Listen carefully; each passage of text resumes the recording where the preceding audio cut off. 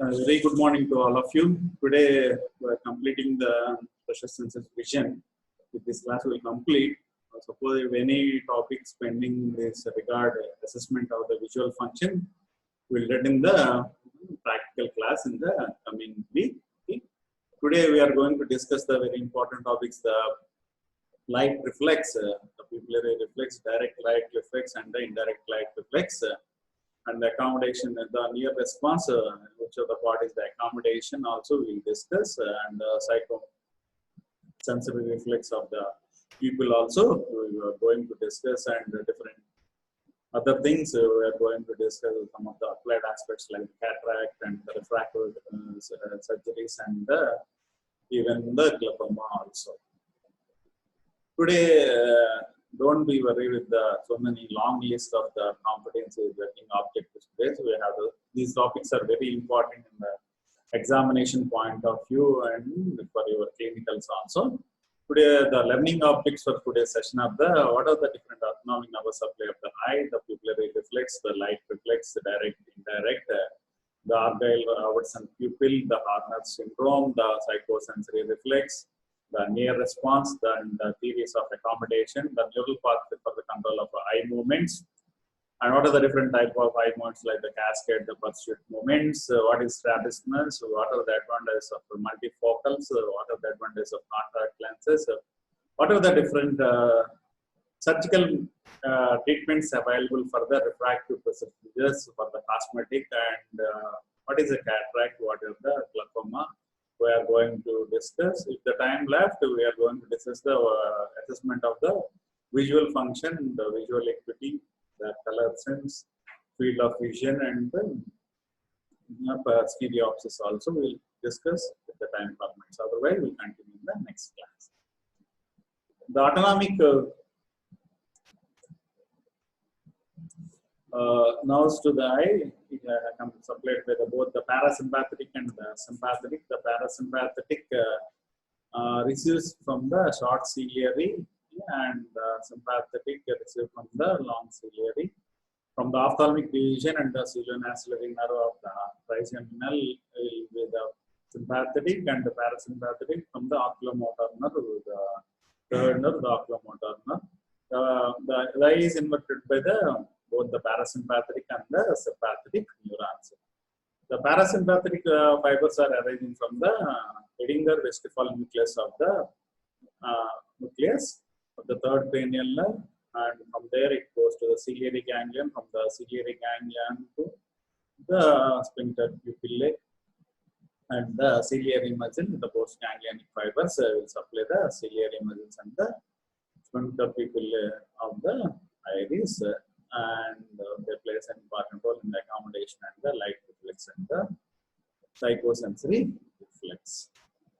Now there is a light stimulates, it will be stimulated the retina, from there optic nerve to the optic chiasma, where the protected the Edinger vestigial nucleus, from the optic tract it will go from the Edinger vestigial nucleus, the oculomotor nerve, to the ciliary ganglion, the short ciliary nerve, to the iris and the ciliary muscles. And the sympathetic supply from the cervical, the superior cervical, from the ophthalmic division of the trigeminal nerve, and the nasociliary and the long ciliary nerve for the dilator pupillae. The sympathetic originates in the intermediolateral horns of the first thoracic segment of the spinal cord in the superior cervical ganglion.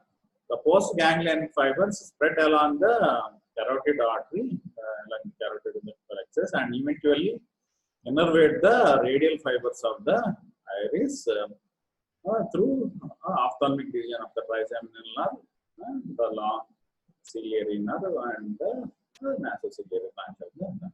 This is the pretectal region, the pretectal nucleus, the Edinger vestigial nucleus, from there the third cranial nerve, the ciliary ganglion supplying the ciliary muscle and the sphincter pupillae. Here it starts from the hypothalamus, from there the signals from the upper thoracic segment, the cervical, sympathetic trunks, the superior cervical sympathetic from along with the cross, and it goes to the ophthalmic region of the trigeminal nerve, the long ciliary nerve, the nasociliary, and this is the autonomic nervous supply to the pupil. It has already, when we discussed in the earlier physiology of vision, it plays a very important role. It controls the amount of light entering into the, and it plays an important role in focusing, and it will place a important role in controlling the spherical and the chromatic aberrations. We have already discussed, and even the amount of light that enters into the plays an important role in the depth of the focus of the object. Also, it plays an important role. The pupillary, the important two functions, it regulates the total amount of light that it can control up to 16-fold. It can adjust the amount of light entering by 16 folds difference. The effect of polarity of retinal image is the same way as the aperture affects the depth of the focus of the camera.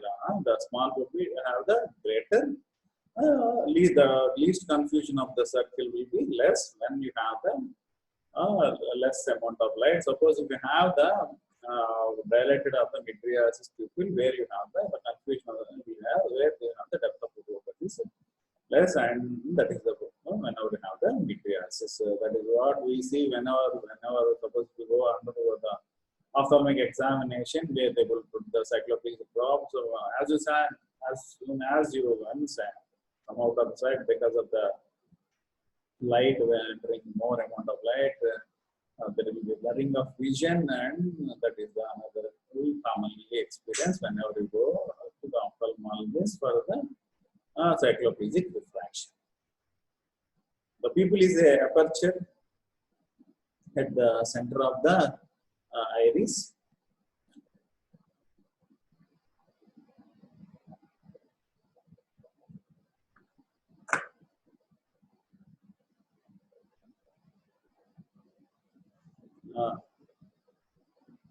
Center of the iris. The pupil size depends upon the balance between the both the autonomic inputs, like the parasympathetic, sympathetic inputs will decide the pupil size. The normal size of pupil is 3 to 4 millimeters.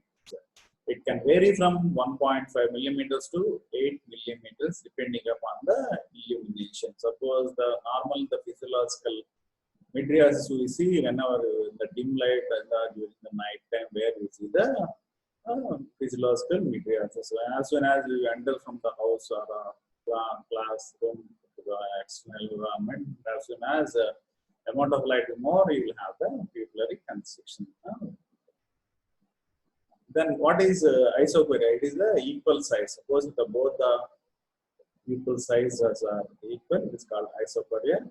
The anisocoria, suppose if you have the difference between the pupil size, normally you have the less than 0.4 mm, even up to 1 mm is considered as isocoria normal only. If it is more than that, it is called as anisocoria. The common cause of anisocoria is any drug mydriasis or any trauma or any disease in particular to one where the optical degeneration can also cause the anisocoria.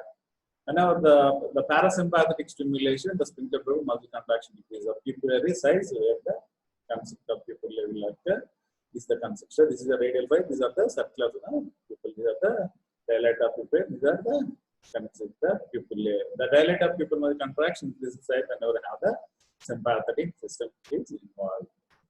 The control of the pupillary meiosis. Meiosis is the decrease in the pupillary because of stimulation of the parasympathetic nerve, and which causes the contraction of the pupillary sphincter muscle. Then what is mydriasis? Is the dilatation of the pupillary aperture due to stimulation of the sympathetic nerve and excitation of the radial fibers of the iris. This is called as the mydriasis. Okay.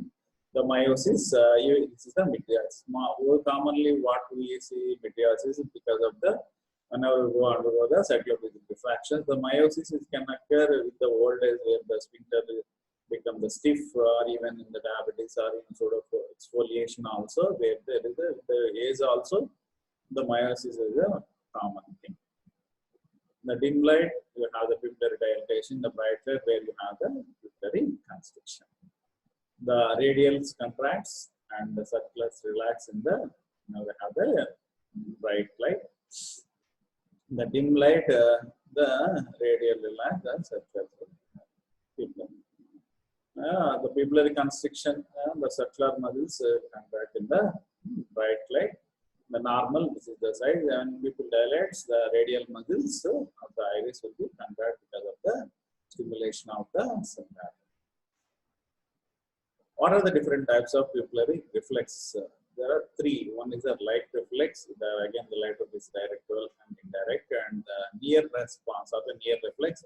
The near reflex is the accommodation, the convergence, and the meiosis. Constriction of the pupil is the three components from the near reflex. Another one is the psychosensory reflex. The dilatation of the pupil occurs whenever you have the emotional or stimulation because of the pain will cause the psychosensory reflex and cause the dilatation of the pupil. The people participate in several reflexes, of which three are important. The light reflex, if the light enters the eye, the pupil of the eye contracts, it's the direct light reflex. The activity shared equally by the pupil of the other eye is called as a consensual light reflex.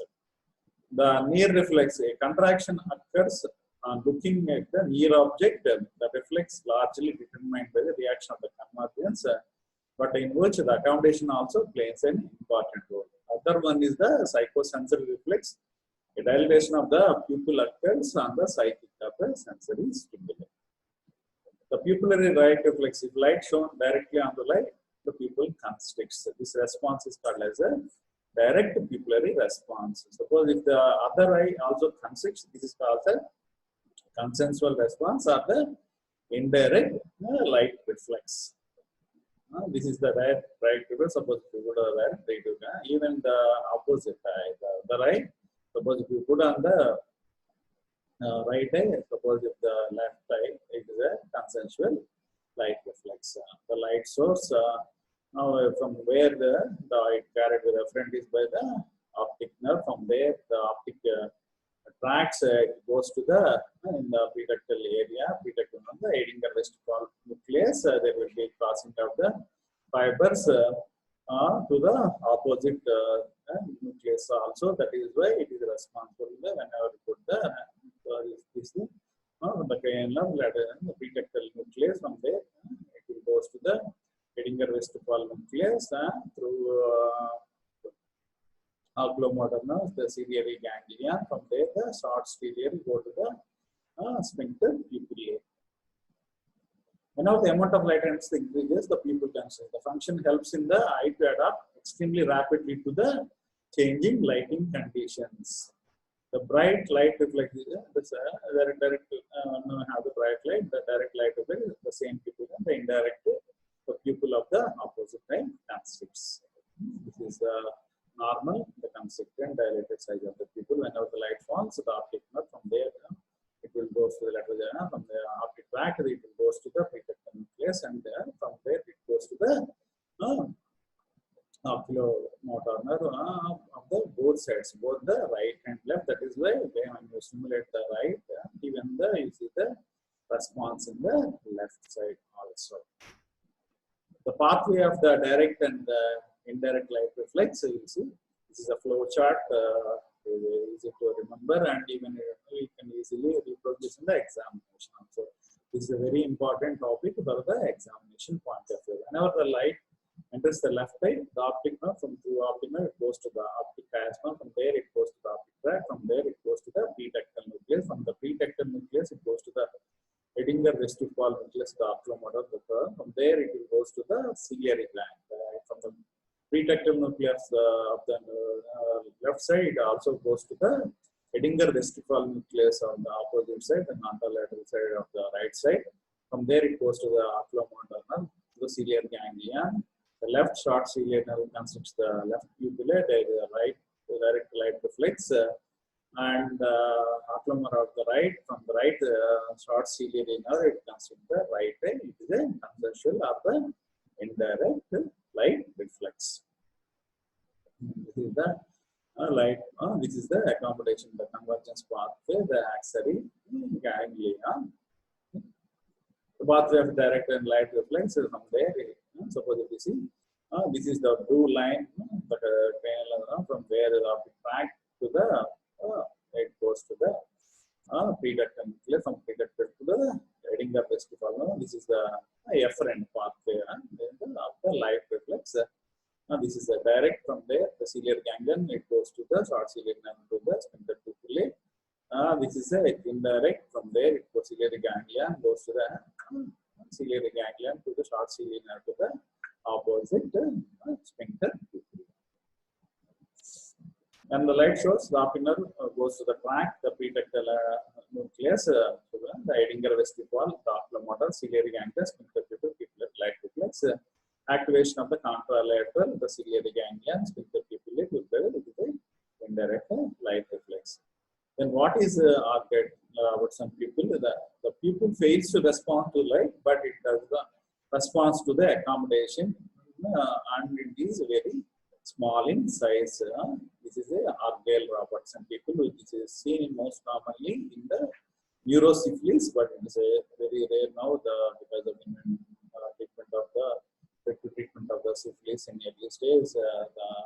The neurosyphilis is very rare nowadays. It is very diagnostic sign of where the Argyll-Robertson pupil, the light the pupil does not respond to light, but it responds to the accommodation. Where you see this is the Argyll, the accommodation that the near response, for near response it will respond, but for direct light reflex it won't respond.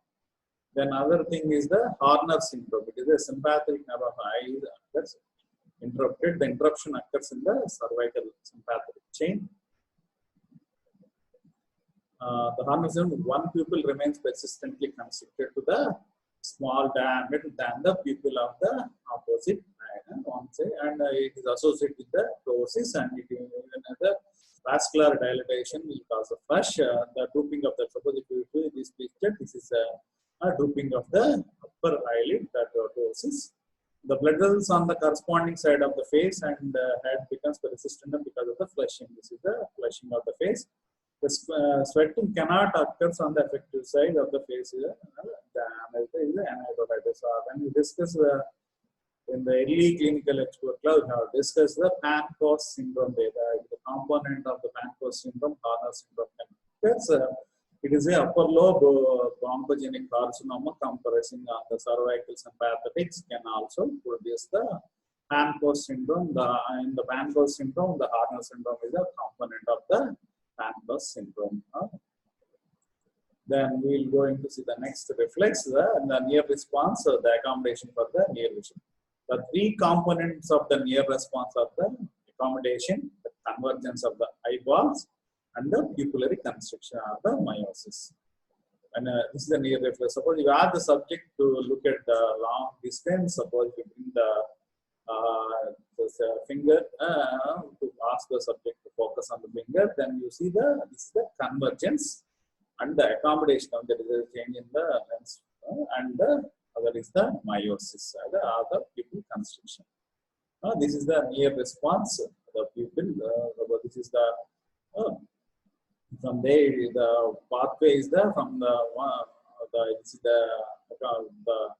efferent is the second cranial nerve. From the visual cortex it goes to the prefrontal eye field of the cerebral cortex. From there it goes to the Edinger vestibular nucleus. From there it goes to the ciliary nerves, and even it supplies to the medial rectus, and because even the oculomotor nerve is the medial rectus is also played by the same nerve, the oculomotor nerve.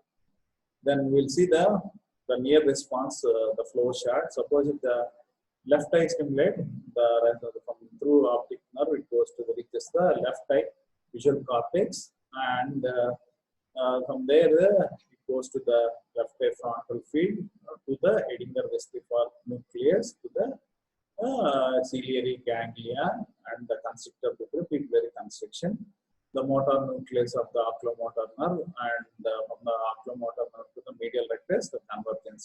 That's The left eye, already when we discussed the visual pathway, where you have discussed whenever you stimulate the left eye, the temporal fibers will go to the left occipital cortex, and the nasal fibers will cross at the optic chiasma, goes to the opposite cortex. Through the nasal fibers, it will go to the right visual cortex. From there, the visual cortex to the right frontal eye field. From there to the motor nucleus of the oculomotor nerve and the medial rectus and the ciliary ganglia constrict the pupilla, the pupillary constriction.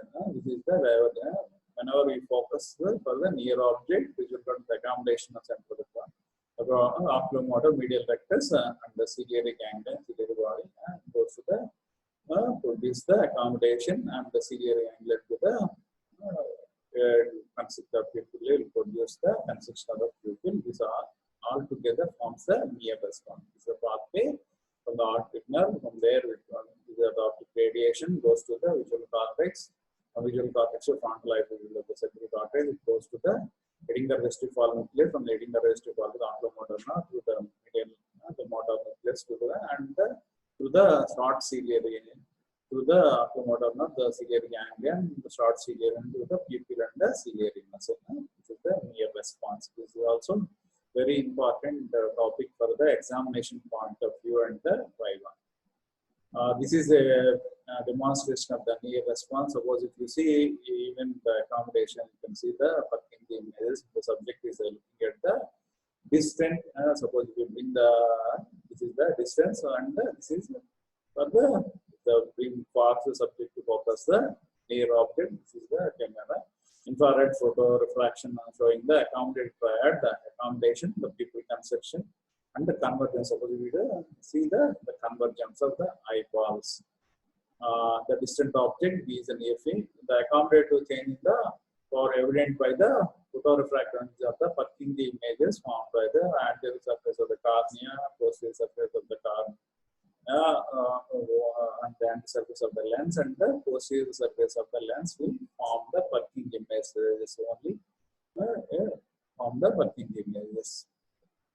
The photorefractive images usually bright presence of the light, lower part people very focus. This is from the this is the demonstration of the near response. This is the pathway, axillary ganglia, where plays an important role in the near responses. This is the flow chart depicting the near response. The light falls on visual receptors for optic tract, lateral genital on primary visual cortex, where it goes to the Edinger vestibular nucleus, the frontal eye field, and where the Edinger vestibular, the ciliary ganglia, short ciliary, contraction ciliary muscles, anterior curvature, and ciliary contraction of the pupil with the contraction of the gaze shifting of the object with pathway, the Edinger vestibular oculomotor, contraction of the ciliary muscles, sphincter pupillae and medial rectus, increasing the convexity and constriction of the pupil and medial rotation of the eyeball together forms the near response. This is the pathway of the pupillary line. This is the pathway for the accommodation reflex. The visual cortex is going to the prerector nucleus. From there, it goes to the ciliary muscles and the medial rectus also. Okay. This is a ciliary angle. This is for the pupil and the ciliary muscle. This is for the oculomotor to the medial rectus muscle. Then, what are the different theories of the accommodation? The Helmholtz, Young and Helmholtz theory, we discussed in collaboration also. Even the Helmholtz has proposed what the theory, what we are discussing, the accommodation is a relaxation theory. Whenever at the rest, where the ciliary muscle is relaxed and the suspensory ligaments are contracted. During the accommodation, where the ciliary muscles will contracted and the suspensory ligaments will be relaxed and produce the increase in the curvature of the lens is the proposed by the Helmholtz series. During the accommodation, the ciliary muscles contract, causing the reduction in the journal tension allows the increase in the curvature of the crystalline lens and decrease in the increase in the lens thickness. There is a decrease in the equatorial diameter and increase in the lens thickness. This is at the rest. The lens is flattened. The ciliary muscle is relaxed state, and the zonular fibers are tightened.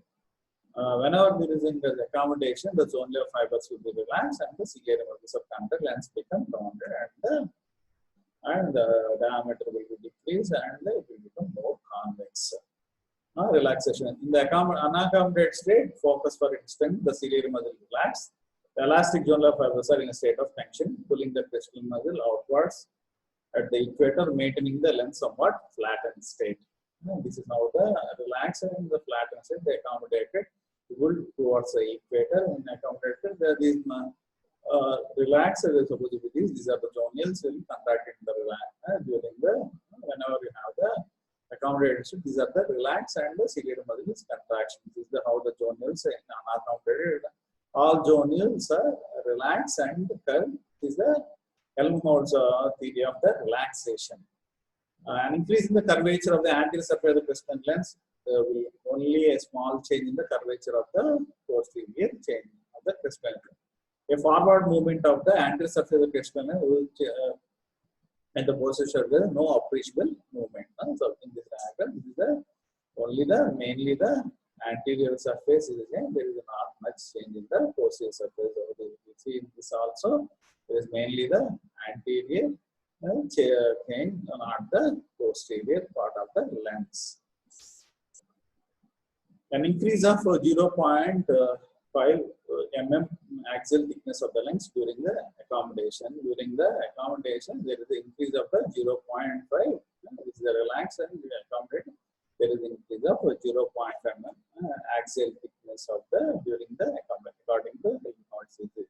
There are so many other multiple theories were proposed. Another theory, Sachs theory of accommodation. The ciliary muscle contracts during he proposed the theory that later theory basing on these.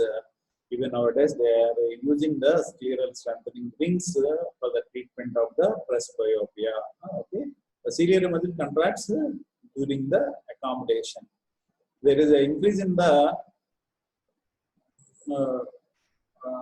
tension of the equatorial zonal fibers, which causes the central surface of crystal lens to steepen, increases the convex state. There is an increase in the equatorial zonal fibers tension during the accommodation.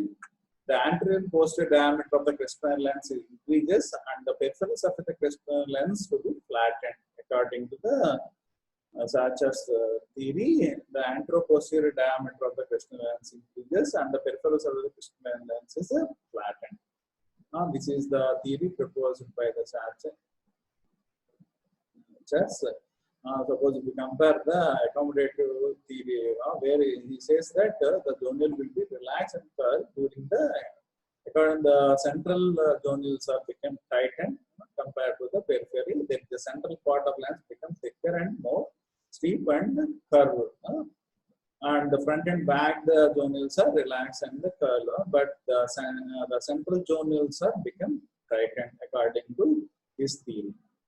The equatorial zonal fibers plays a dominant role in the accommodation in comparison to the anterior posterior fibers, which are possibly structural support only. According to him, the equatorial zonal fibers plays a dominant role, and the central the equatorial plays in the front and the anterior posterior only supporting. There is increase in the zonular fiber tension following the ciliary muscle contraction during the accommodation, according to this. But according to Helmholtz, there is a relaxation of the. This is the basis for the surgical correction of the scleral expansion rings. Based on this, nowadays even the refractive surgeries are also done by the accommodation, where there is increase in the strengthening of the scleral expansion rings for the treatment of the presbyopia.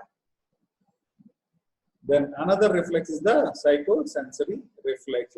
This reflex, which is initiated by the stimulation of the sensory nerve to the extent by causing the pain or by the emotional state of the excitement. The sensory reflex, the psychosensory reflex, the reflex in which initiate with the stimulation of the any sensory action by causing the pain or emotional states and the excitement also produce the psychosensory reflex, which causes the dilatation of the pupil. It is more complicated than the light reflex. Both the dilator and the constrictor centers plays an important role in this production. In this, both the dilator and the constrictor, so both the parasympathetic and sympathetic systems are both involved. Whenever there is a sensory stimulation, first it causes the rapid dilatation of pupil due to the augmentation of the dilator tone. The dilator pupil because of the cervical sympathetics. The second dilatation followed by the rapid onset but slow disappearance due to the inhibition of the constrictor tone of the parasympathetic. The second dilatation being a rapid onset, but it is a slow disappearance due to the inhibition of the constrictor tone. Whenever you have the emotional disturbances are because of the sensory stimulus, the pain stimulus, the emotional states will produce the dilatation of the pupil. This is another psychosensory pupillary reflex. Then we will going to discuss the next topic. This is the control of the eye movements. As you know, there are 6 extraocular muscles, the 2 recti, 4 rectus muscles, and the 2 oblique, the superior and the inferior oblique, and the superior and the inferior rectus, and the lateral and the medial rectus. Except the lateral rectus and the superior oblique, all are supplied with the third oculomotor nerve. The superior oblique is supplied by the cochlear, and the 6th cranial nerve will supply the lateral rectus. The superior inferior obliques, all these muscles have the primary, secondary, and the tertiary functions. The primary functions of the superior and the inferior obliques are to rotate the eyes. The medial and lateral rectus causes the movement of the eye to side abduction and the adduction. The superior inferior rectus plays in the elevation and the depression, upward and the downward gaze movement of the eye. The action of the extraocular muscles, suppose this is a diagram which is very easy to remember. The medial rectus because adduction, the lateral abduction. Suppose if you look at the superior rectus, it causes the elevation, adduction, and the intorsion. The inferior rectus will cause the depression, adduction, and the extorsion. Suppose if you see the inferior oblique, it causes the elevation, abduction, and the extorsion. The superior oblique will cause the depression, abduction, and the intorsion.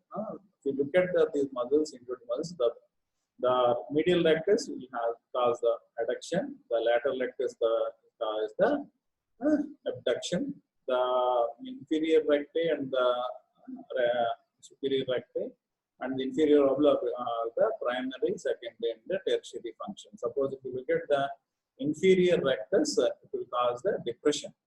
The secondary function is the extorsion, and the tertiary is the abduction.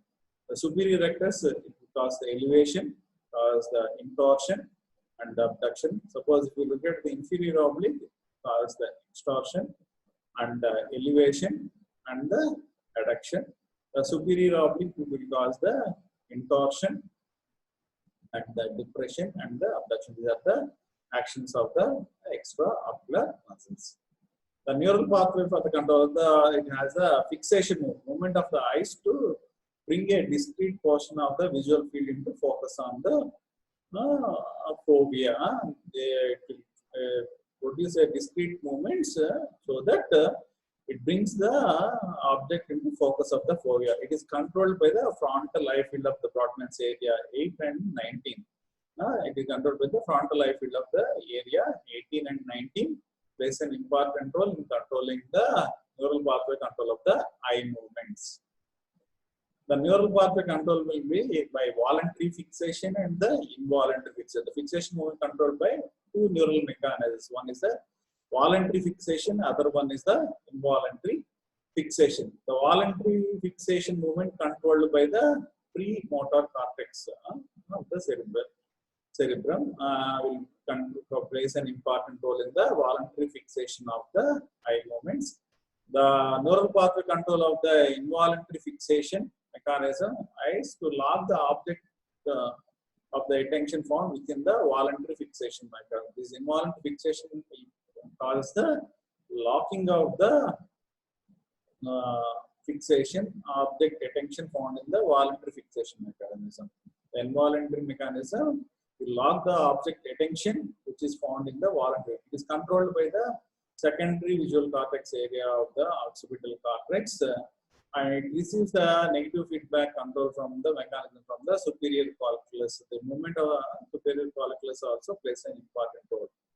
Negative feedback when controlled at the level of superior colliculus that prevents the objects of attention from leaving from the focal portion of the retina. The superior colliculus plays an important role in these movements. The voluntary area where the frontal lobes region, the premotor cortex region of this is the area which plays an important role in the controlling the cortical field. Bilateral premotor current, the frontal lobes plays an important role. The involuntary from the visual association areas control the secondary visual areas of the occipital located mainly anterior to the primary visual cortex. Mainly the anterior to the primary visual cortex. These are the areas plays an important role in the involuntary fixation control of the eye movements. What are the different eye movements? One is the cascade movements. Another one is the pursuit movements. The cascade movements is the jumping of eye from one object to another is the cascade. It is like a cascade. Each jump is called a cascade and the movement is called a opticokinetic movements. It is like a jump. We start from jumping of the eye movements from one object to another. Another is the pursuit movement. It is a fixation of a movement. It is the pursuit movement. Fixation eye is the moving object is the pursuit movement. It is the fixation of eye into a moving object is a pursuit movement. Okay, we will go in detail the cascade eye movements. So whenever the visual scene is moving, you will try to turn the eyes. The eyes will fix on the highlighted after another visual field is jumping at a rate of 2 to 3 jumps per second. The eye is fixed on one highlight after another highlight in the visual field by jumping at a rate of 2 to 3 jumps per the seconds. These jumps are called as cascades. The movements are called as optokinetic movements. These movements are called cascades. The jumps are called as cascades. These movements are called as optokinetic movements. The cascades occurs very rapidly and it only contributes 10% of the time spent making the cascades. Remaining time for the fixation. During the cascades, the time spent is only 10% of the time spent is during the cascade. The vision is suppressed during the cascade movement. During the cascade movements, the vision is suppressed. There will be jumps on 2 to 3 jumps per the seconds. The superior colliculus is mainly responsible for the orienting the eye and head towards the visual and the auditory stimulus. This is the pursuit movement. These are the bold lines are the cascade movements. These are the fixing movements. The last lines shows the drifting across the fovea by the solid line flicks keeping the image leaving from the fore. The involuntary fixation cavity is mostly lost whenever the superior colliculus is damaged. The involuntary movements, whenever we have the damage of the superior colliculus, will be damaged. The dashed line of the shoulder, these are the show driftings across the fovea, but the solid lines is the flicks that keeps the image from leaving from the. These are the flicks. The solid lines are the flicks. These are the movements which prevents the leaving of the imaging from the foveal region. Then what is strabismus? The spin is also called as spins or the crosslegs. The lack of fusion of eyes in one or more visual coordinates like the horizontal or the vertical rotational will produce the spins. This is a horizontal, this is a torsional, it is a vertical. Sometimes the two combined, the horizontal and torsional, or the vertical and the horizontal strabismus can be whenever you have the imbalance of these muscles, one is acting on the other thing. Even sometimes even the paralysis of the also could use the strabismus or paralytic strabismus. The basic type of strabismus are the horizontal and the torsional strabismus and the vertical strabismus. Sometimes these strabismus, the combination of the two or even three of different types of strabismus can produce a combination of these components also can produce the strabismus. Okay, the next we are going to discuss some of the topics. So what are the different spectacles? These are the, and you want to treat the presbyopia, these are the bifocals. This is the trifocal, this is for the far distance, this is for the near. In the trifocal, where you have the far and the middle and the near distance. These are the different pupils used in the solid and the multifocal. These are the different types of lenses used to for the presbyopic corrections. Then what is the advantage of the multifocal? The multifocal will provide there is upper segment is for the distance and the intermediate for the intermediate distance, and the lower segment is for the near. This is the advantage of multifocal. You have a transition from the distance to middle and the intermediate. That is the advantage, but you don't have this type of advantage when you have for the only far and the near distance. When you use the bifocal, but the trifocal also, but the multifocal, where you have both you can have a correction for the both distance, intermediate, and the near distance also. Then what are the use of the contact lens? The contact lens you can use for both for the myopia, hypermetropia, and the astigmatism also.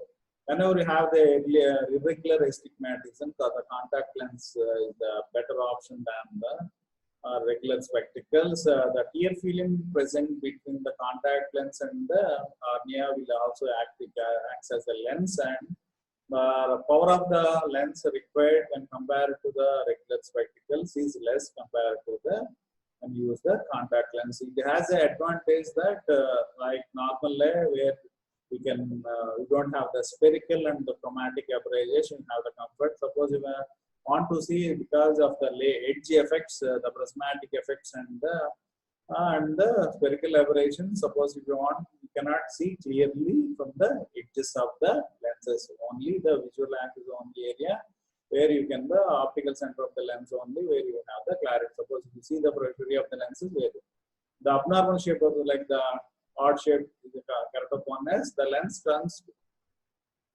with the eye gives a broader field clear than the compared to the glasses. The contact lens has a little effect on the size of the object person see through the lens, whereas the lens placed 1 centimeter or in front of the eye will affect the size of the image in addition to because of the backward distance also plays an important role on the size of the image also, because it is very close to the eye, it won't affect the size of the image. That is another advantage of the contact lens. Okay? These are the soft, the hard lenses, semi-soft, and the RGP. These are the lenses. And nowadays we most commonly use the disposable contact lenses. These are the soft type of lenses. This is a semi-soft lenses are RGP lenses. The size of these lenses is less than the cornea. The size of these lenses are more than the cornea. It will cover the 2 mm extra to the more than the limbus, but it is only present on the it only covers only on the cornea. But it has an advantage both nowadays because of the latest advances. We have the disposable, even the extreme variable lenses also. Where there is a easy exchange of the tear film between the contact lens and the cornea whenever you use the semi-soft lens compared to the soft lenses. Then what are the different surgical options for the refractive treatments, but in particular mainly myopia, even you can, but the myopia is more common than the compared to the hypermetropia. The radial keratotomy, these are the surgical procedures. Earlier they used to put these are the keratotomy with the diamond blades, the radial keratotomy. All these to flatten the contour of the cornea. That is the what is the flattening. The myopia we have to flatten the cornea so that it decreases the refractive power of the cornea. Other one is the PRK, using the laser, the photo refractive keratectomy, where you remove the epithelium and do the laser, and that is used in the photokeratectomy. Another, the latest advances is the laser assisted in situ keratomyelitis, the LASIK. That is later another procedure is the laser epithelial keratomyelitis. The difference between the LASIK and the LASIK is the in this where you make a stromal flap, you apply the laser on the stromal region. And compared to the LASIK, where you remove the first epithelium, and it's almost like after removal of the epithelium layer, then you do the like a PRK, photorefractive keratectomy. Again, you apply the epithelium, and again you apply the bandage contact lens. Another procedure is the intracorneal rings or intact. Is another procedure where you keep the these intracorneal these rings will be placed in the cornea as and when you require, you can replace those intracorneal rings also. That is another. Nowadays you have the clear lens extraction where you remove the normal lens. Another is the phakic IOLs, is another one where you place the anterior chamber also. You place the phakic IOLs in a normal eye, where you are keeping the intraocular lens. Is also the iris clip lenses also are used for the surgical treatment of the refractive errors. Okay, this is the LASIK procedure. First you anesthetize, and there will be the keratome flap makeup. Then you do the laser sculpturing, and then you replace this flap, and then the myopia, the cornea curvature is flattened. And here the in the hypermetropia, where they will do the laser in such a way that the curvature of the pattern of the curvature of the cornea increase the curvature of the cornea in the hypermetropia. In the LASIK, where they will remove the epithelium. They are removing the epithelium flap, and then they will apply the for laser application. Then again here in the PRK, where they will apply the alcohol, where you remove the total epithelium, then do the PRK photokeratectomy, and then you apply the laser, and you apply the bandage contact lens. This is the corneal epithelium, the flap, and the ablation, the laser. When we totally the flap, it includes the stroma also. Here only the epithelium only removed, here the stroma. But for this, you require adequate thickness of the cornea whenever you want to do these laser procedures. Then what is cataract? The opaque area in the lens, when the commonly it is again occurs with the generally with the A's, it is where the denaturation of the proteins will lead to the opaque areas in the cataract, leads to the cataract. Even it can occur with the congenital cataracts development. Even whenever you have the trauma also can produce the cataract also, or sometimes complicated cataracts associated with the iridocyclitis, inflammation and trauma. Whenever there is a nutrition to the lens is suffered, will produce the cataract. The common abnormality that occurs mainly in older people, that is a senile cataract, the most common type. The cataract is cloudy, opaque area, the areas of the proteins in some of them becomes denaturated. Later, some of these proteins are coagulated to form the opaque areas in place of the normal transparent proteins will produce the cataract. This is how the normal light, this is how the cataract, whenever you have the Cataract, the cloudy lens, where you cannot lens where you cannot even see the fundus also. This is how the clear lens looks. This is how the cloud cataract lens look like. Then glaucoma, already when we discussed the aqueous production, whenever there is an increase in the aqueous production, there is common whenever we have the iridocyclitis, whenever we have the iridocyclitis, increase in production along with the blockage of the inflammatory cells in the trabecular networks will produce the secondary glaucoma. Or whenever you have the output problem and the aqueous outflow with the aqueous veins through the in open angle glaucoma, where the angle is open and there is a sclerosis of the trabecular networks, where you leads to the intraocular pressure, will lead to the optic nerve damage, and the visual field defects will produce the glaucoma. The glaucoma is a triad in which there is a raised intraocular pressure and the optic nerve changes and the field defects together forms the glaucoma. But where you see even a normotensive glaucoma, in which that is a rare thing, where you have when the intraocular pressure is less than 21 also, but there is a disc changes and the field changes seen in the normotensive. Other condition is called as the ocular hypertension. This hypertension where there is a more than intraocular pressure more than 21 mm of AC, but there is no changes in the optic disc or the field defects. The diagnosis of the glaucoma is made after looking at the combination of things. The characteristic changes in the optic nerve head, already we discussed in the previous classes. Optic cup disc ratio, where there is increase in the cup disc ratio. The abnormalities of the visual field, the typical of the visual field, it is obeys the horizontal meridian, but when it comes to the neurological, it obeys the vertical meridian. There is a raise in the intraocular pressure. This is a triad. When only raise in the intraocular pressure is the ocular hypertension, and the glaucoma. When you have the three things, the established glaucoma, there is another kind of low tension glaucoma, where there is a only typical field changes and typical disc changes, but there is no raise in the temperature, raise in the intraocular pressure. This is how the healthy normal, this is how the normal optic nerve looks like. So now there is an increase in the intraocular pressure, it will produce the damage, deepening of the disc of the glaucomatous cupping. The nerve head will be damaged, and this will produce the glaucomatous cupping. And the progression of the glaucoma, this is how the normal visual field looks like. Early, there will be the increase in the cup, and this cup deepening it occurs, and this is how the severe.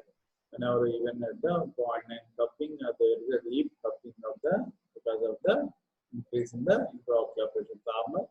Whenever we have a glaucoma, there is a damage in the optic nerve because of raise in the intraocular pressure. This is how the normal head, this is how this is a blind spot, this is how the 24-2 field of Humphrey field analyzer, this is how it looks like. Whenever we have the neural tissue loss, this is the advanced cupping, where we have the double arcade scotomas. These are arcade scotomas correspond to the damage in the, this is how the damage occurs. This is the nerve fiber layer damage. This produces the inferior field defect. This is how the whenever we have the associated glaucoma, it obeys the horizontal meridian. The horizontal meridian. Whenever we have the neurological way, where you have the bitemporal or menopias, where it obeys the vertical meridian. Then visual perception, the sensation of visual stimulation. The light is four kinds: the light sense, the form sense, the sense of contrast, and the color sense. The visual perception of four types: the light and the form sense, the sense of contrast, and the color sense. Already we have discussed how the color vision occurs.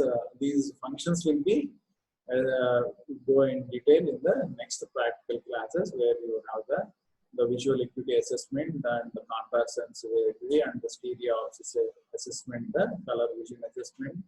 What we do with the Ishara charts, which most commonly used in the assessment of the color vision in the color vision.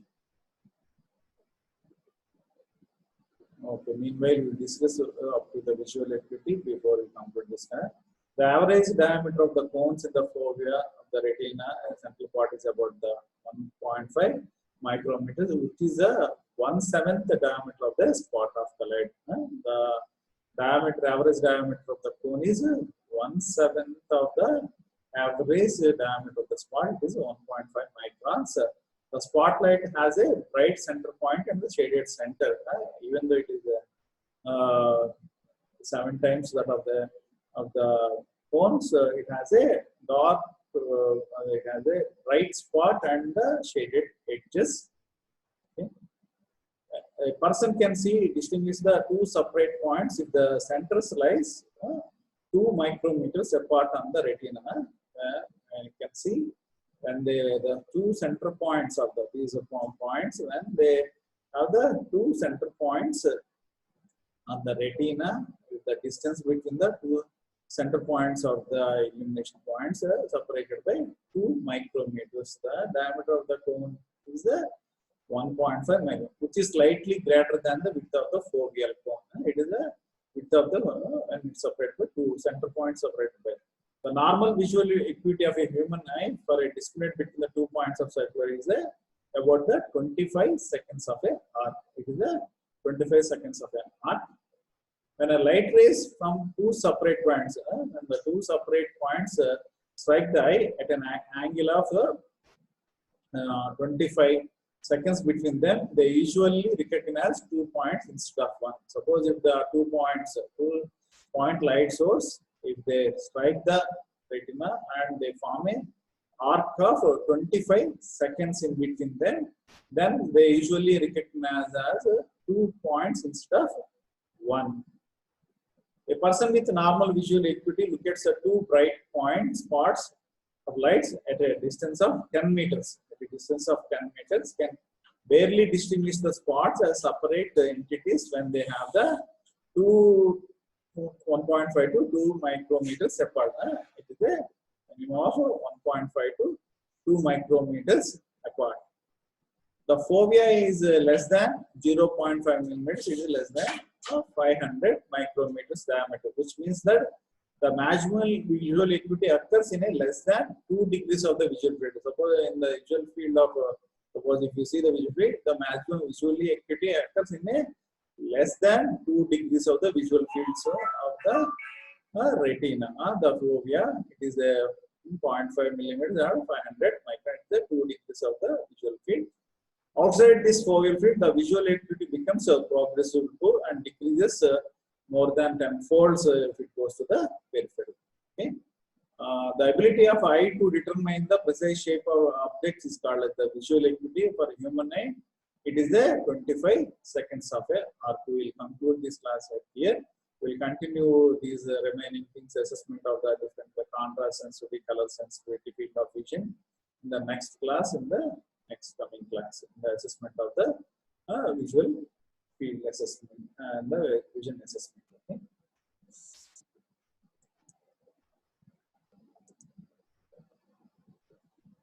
Leave the meeting over there.